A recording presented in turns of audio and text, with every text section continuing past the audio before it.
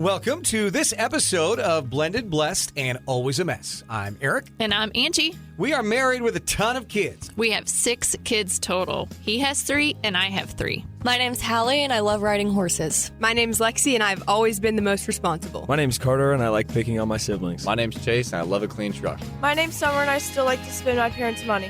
My name's Dane and I love baseball. And around here, we talk about the real stuff. Parenting, marriage, faith. Along with grief, growth, second chances, and blended family life. And all the in-between moments that don't make it to Instagram.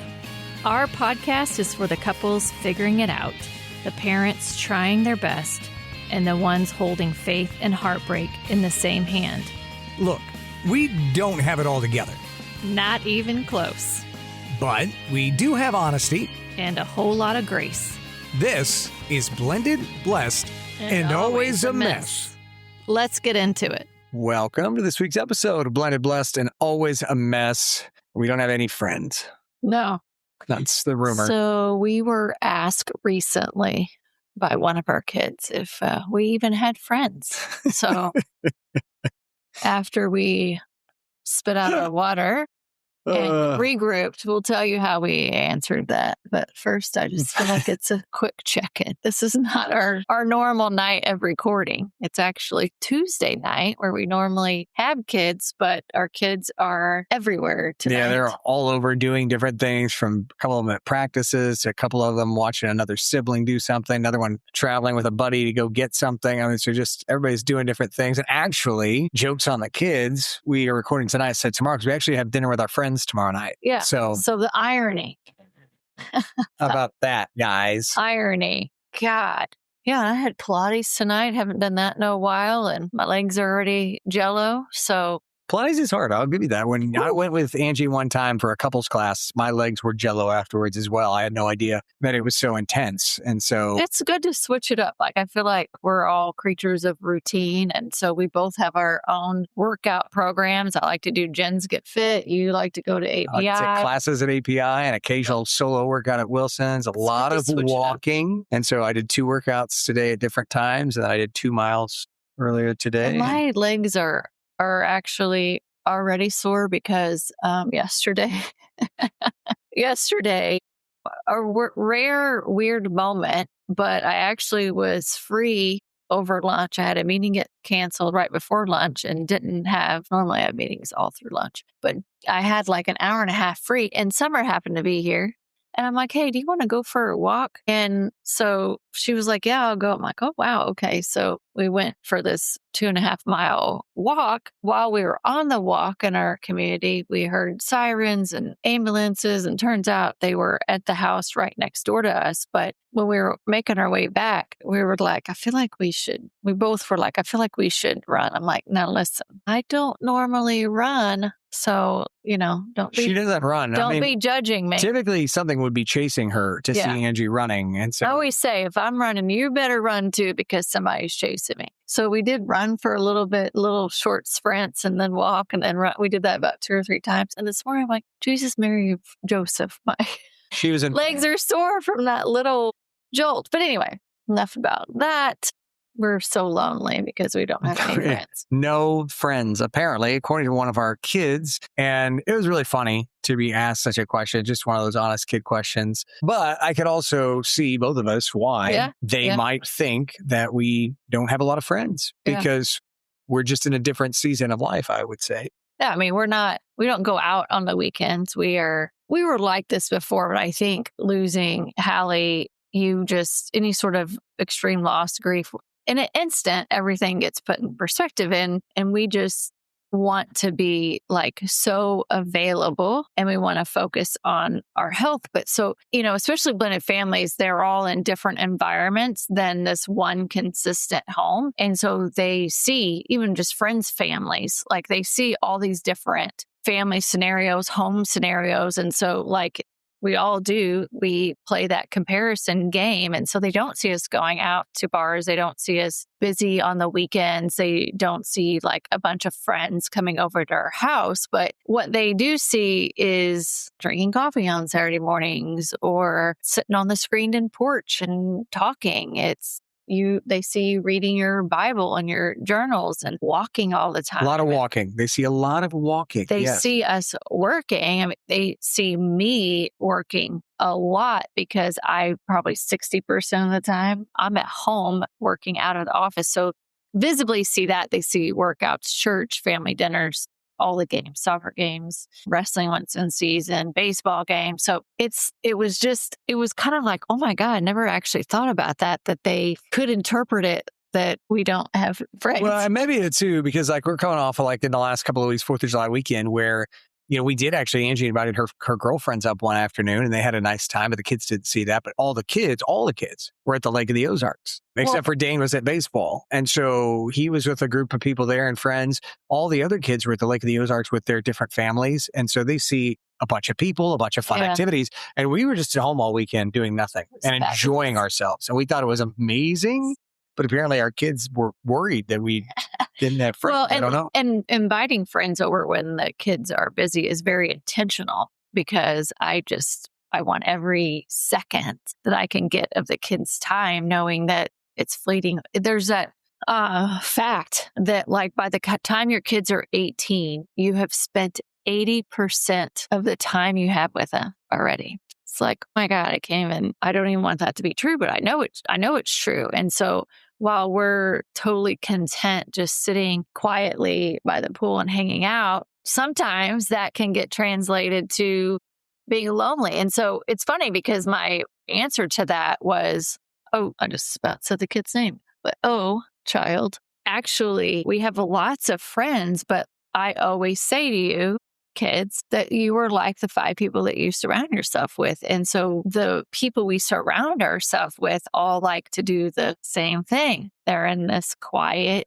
era of their life. And so you can still have strong connections with people and it look different from maybe what you would traditionally see. And I would just say to that, like we have dinner tomorrow night with some friends, a couple who we have dinner with about once a quarter, and they're in a grandparenting phase of their life and they like it quiet. And so for us, it's like an early dinner.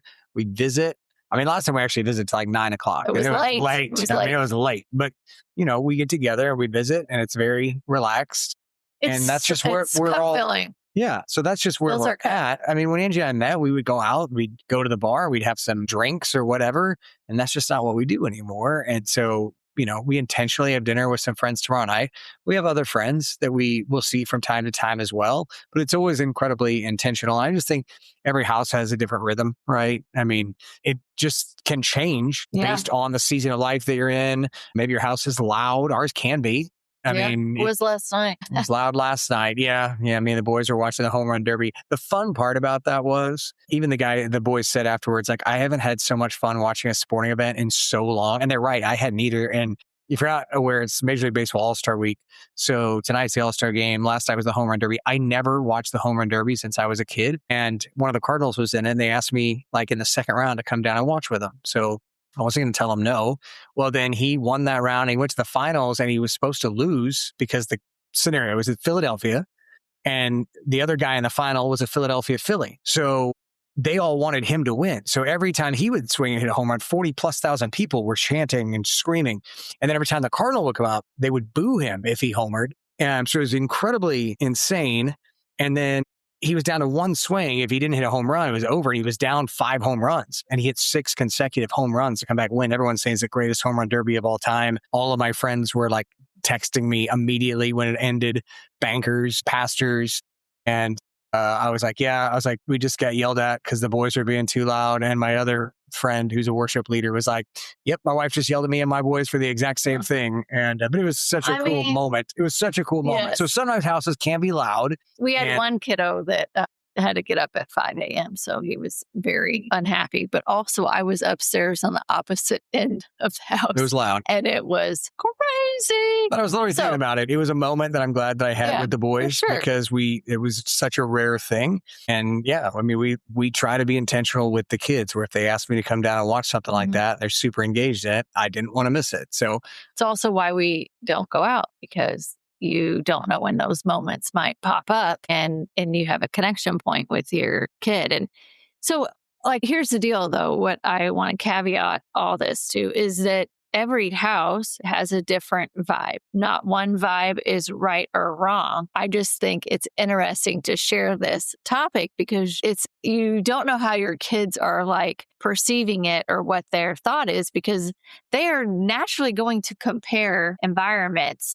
And ultimately, they'll decide what kind of environment that they want whenever they're raising their kids, but they are exposed to a lot of different vibes. But I would say for the most part, our house is pretty quiet. And, I think, just like parent households to compare, like our grandparents, their houses are different. Their friends' families' houses are different. And your mom's in a season of life right now where she's out with friends all the time, I feel like. Yeah. She's always doing she's stuff. In her 70s, running around like a teenager, like a little teeny bopper. But kids started to decide like what looks normal to them. And so I think the challenge, kids often mistake things are different in one house to the next, especially in a blended family, for maybe that's wrong. And we're not saying that at all. Like some houses are very busy. Some houses love to have friends over. Some houses love to travel all the time.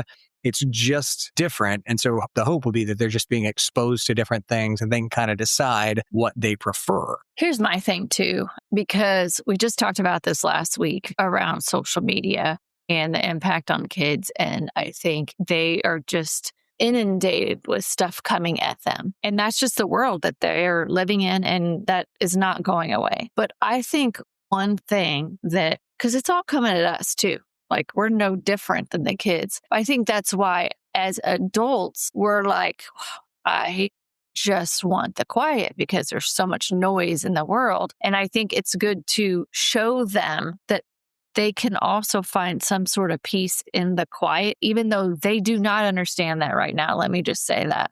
One of our kiddos really struggles with it and does not like the quiet necessarily, but trying to kind of be okay with it. But it is a struggle because when it's quiet, you're alone in your thoughts. That's healing for us. But I think for kids that have a million things coming at them, it's scary for them to be in the quiet. And I wasn't even somebody that was comfortable being in the quiet until the last couple of years when I stopped drinking. Because I do think when you're drinking alcohol to numb those things, then the depressant side of it comes in later and you don't want to sit in that quiet. So when I stopped drinking almost 2 years ago, I'm like, okay, now I'm okay with being in the quiet. And I think kids don't understand, one, that they're in a season of life that's going to change. I keep telling Dane and even Carter sometimes, like, you guys are living in a one-dimensional world. All you can see is the right now. And I'm looking at your life three-dimensional, and I can see all these different things happening. And so they're in a season. And adults, we go through seasons too. So what we're doing right now may not be the life that we had. Well, it's 100% not the life we had 7 years ago when we met. But 5 years from now, when all the kids are in college and older and married, we may have a very different season of life. We may travel a lot. We may. I think that they also only know us in this season in some aspects. Like they don't know the seasons when we were their age or when we were in our 20s. And so I think it's hard for them to understand that we do go through seasons and that it will change and evolve. But I do think, like, if you followed this podcast, you know that we've been in a healing season for a while. And, from the trauma to the sadness to the brokenness, that's all wrapped in like trying to heal. And I think I can't imagine another season right now. I feel like this is our season for the rest of our life. Maybe that will change. But like right now, like all I can see is like this laser focus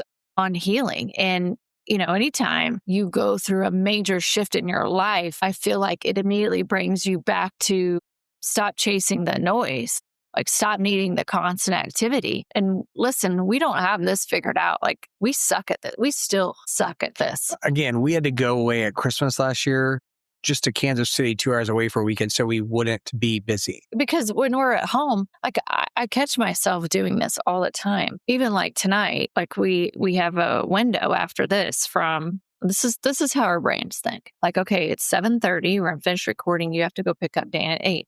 And in my mind, I'm thinking, what all can I do between 8 and 9:30 when I go to bed? Mind you, I got up at 5 a.m. You got up at 5 a.m. It is hard to stop the constant activity, although it's what I crave. We are just bazillion years wired to like achieve, check off, stay busy instead of like. I would say I'm in a phase right now. I can't speak for you, but maybe you're there too, where, we got home for our family trip a couple of weeks ago and I need a vacation. Several days where I could just be quiet and still, either with Angie or by myself, because that was fun with the kids, but it was a lot of work and it was not relaxing, right? If you've been on a family trip, which we've said is different than a vacation, like I couldn't read. I couldn't just like shut my mind off. I was always having to work on something with the kids. So it's like, I need a breather. And my friends always like to make fun of me. Like, you just had a trip. I'm like, yeah, it was a trip. It was not a vacation. So even if I had a weekend where we were just doing something, that would be fantastic. But again, it needs to be away from home, because when Angie and I are just at home, like even 4th of July weekend, we were doing things. It was quiet, which was great, but we were doing things because that's what Angie and I do when we are in our home. We're always finding something to do.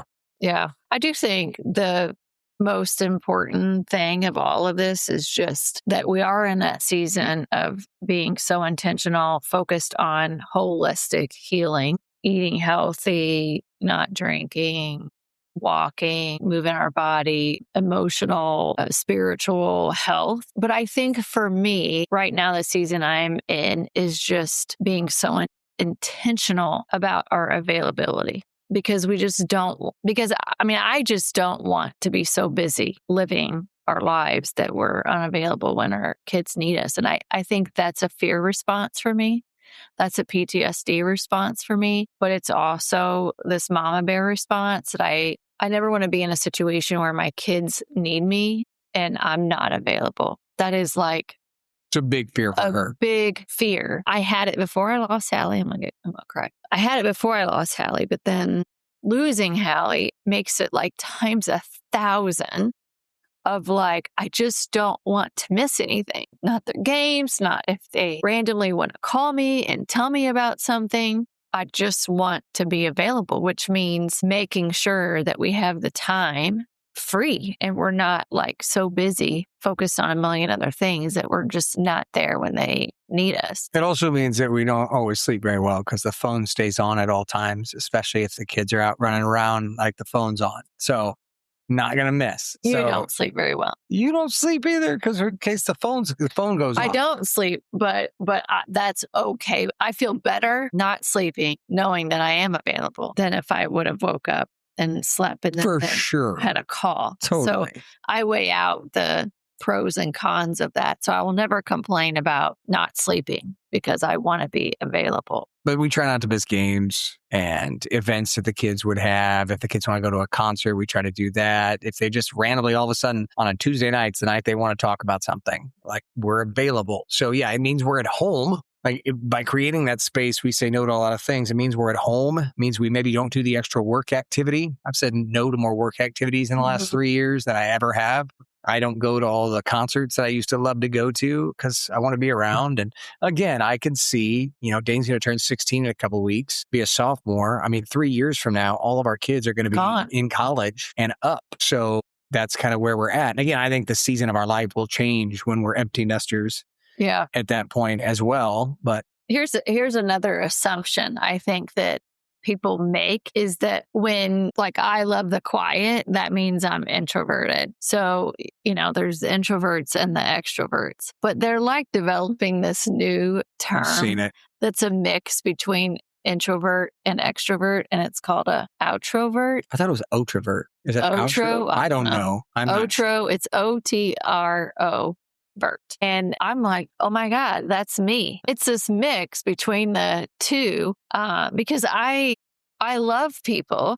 I halfway enjoy speaking. She loves it. She would tell you she doesn't. I love leading teams. I love deep conversations. I love grabbing coffee with people. I love lunch with friends. I love meaningful conversations. But what I don't love anymore is surface level busyness conversations for just the sake of like fake feeling connected or just feeling like I want to be a part of something, but it's not meaningful. Because what I would say is being surrounded by people versus actually feeling connected are two different things. You can be connected, you can feel connected and it be very minimal amount of people. Yeah, and I think too, then you get older and like the people that you hang out with also changes. Like that changes regularly. Think about it. When you're in a relationship, a marriage, you change throughout the marriage. Well, the people you like spending time with also changes. And so for us right now, we're surrounding ourselves with other people that are in the same kind of time in their life, the same season. So priority is family. The priority is their health. The priority is their faith. They don't have to go out to constant entertainment to feel fulfilled. Not that I wouldn't go to a concert. I would go to a baseball game, but I'm not craving doing that all the time. And so looking for people like that we can hang out with, and, people that like coffee and people that want to go on a walk and talk or just grab lunch. Things like that is kind of what Angie and I are doing. And we do that together, but we also do that with a select group of friends who just kind of fit that lifestyle with us right now. Yeah, it's probably less frequent, hence the question, do you even have friends? But it's deeper. And honestly, that's what we crave. So here's the deal. I would just say if like you're a kid that happens to be listening to this, or maybe you're an adult in a blended family and you're wondering about someone else's vibe in their home, or just wondering about someone else's season because it seems off, I just wouldn't assume, like one of our kids did, that quiet means lonely. I wouldn't assume that peace means isolation, or don't assume that someone has no friends because they're not like constantly surrounded by people. Sometimes I think the healthiest people in the room are the ones that no longer need the noise to feel fulfilled. I would speak to that I've lived a phase of life when I was younger that I wanted to be around a lot of people because I was lonely and I didn't want to deal with things that were really going on in my own heart. So not saying everyone's like that, but I have lived that life. And I like the life I'm in now that's much more quiet, filled with solitude, has more peace to it than that phase when I was younger. Yeah, I think it's it's this like maturity aspect in life of really coming to a time in your season in your life where you want to protect like what really matters most. And maybe it is more of a trauma response. Maybe, I know people get to that point from, many different ways, many different paths that bring them to that. And I also know that every house, every family, every season has its own vibe. And I think the thing to remind yourself of, if you're in this sort of comparison game and making assumptions, social media is great at really enabling that.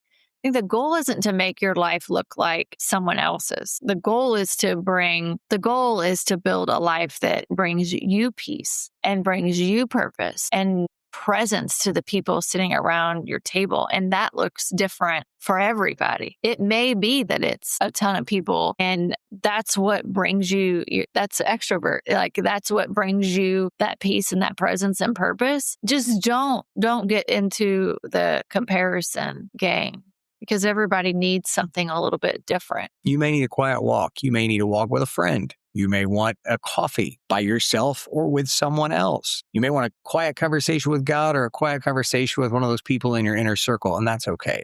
That's where you're at. So, yeah, I think the most important thing is that you are leaning into and living your best life, because it is short. It is short and nobody's promised tomorrow. Yeah, I think a lot of people mistake peace for loneliness. But sometimes when you're in your quiet season, that's when you're actually having the deepest amount of growth and maybe you actually feel better. So keep that in mind as well. Any other thoughts for you this week before we wrap it up? I think so. I am excited to have dinner with our friends tomorrow night. Me too. Because it's been a minute. Yeah. So for all of you listening, we appreciate you. We hope that whatever season of life you're in, you're finding joy and happiness and your own form of peace. And everybody's is different. So thank you so much for listening and being a part of our lives. We really appreciate it. Hope you have a wonderful week and God bless. Thank you for listening to this week's episode of Blended, Blessed, and Always a Mess. Lexi and Hal, take it away. I'm Lexi. And I'm Hallie. Have a great week. Or have the week that you deserve. That was perfect. Yeah, God bless.